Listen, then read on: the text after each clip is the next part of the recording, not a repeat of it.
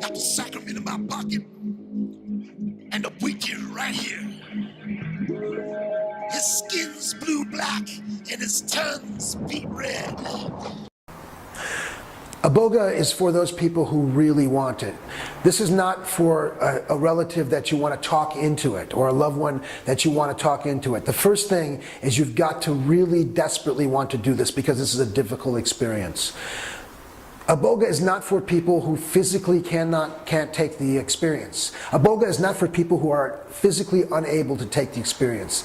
Their heart is not up to it, they're on other medications, or there is a profound mental illness like schizophrenia. That's dangerous to give people Iboga with those types of issues. Iboga is for someone who's willing to make a change. Iboga is for someone who wants to work with the Iboga. Lifestyle is based around fucking drugs, man. Tired, I'm really tired. I tried everything to quit. When I was young, I could do it cold turkey. If I was young, still young, I probably would do it cold. Because there is dangers involved with consuming such a powerful, powerful sacrament. Between you and the world, between you and women, between you and philosophy, between you and poetry, between you and books, between you and a career, with children, all that shit.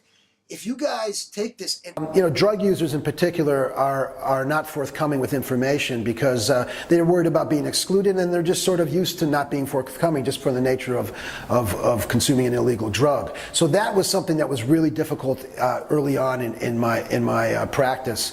I got duped a lot of times. When's the last time you injected? I'll go. This morning. This morning? Yeah. So you injected 450 milligrams of methadone? No, I did 240 that way, and then 240. What happened in Canada was that it was early on in my treatment. That's a perfect example. I agreed to let the brother come along, the second young man come along at the last minute. Please give me everything you have.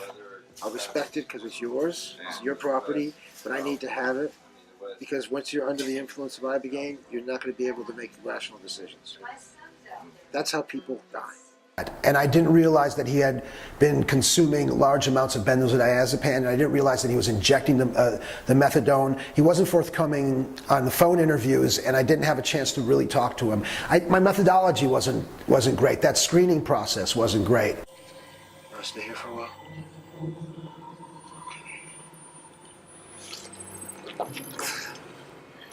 Hey, what's up? Hey, hey, hey, hey, hey, hey, hey, hey, hey, hey, hey, hey.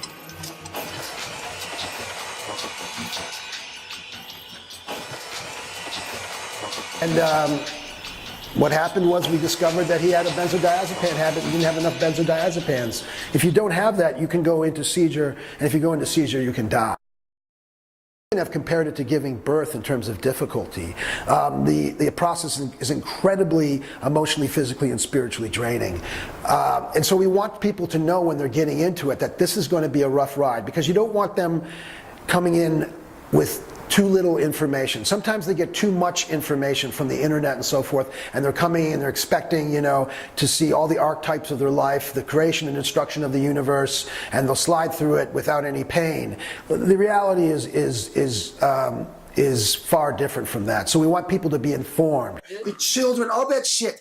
If you guys take this, I try to talk somebody out of Iboga. I try to present to them different other alternatives, alternatives that are more within the mainstream. If someone comes to Iboga as a novice drug taker, maybe using for a year or two, it's not an ideal situation for them. We want people who are at the end of the rope, that are near bottom, who are willing to go through the arduous process of becoming.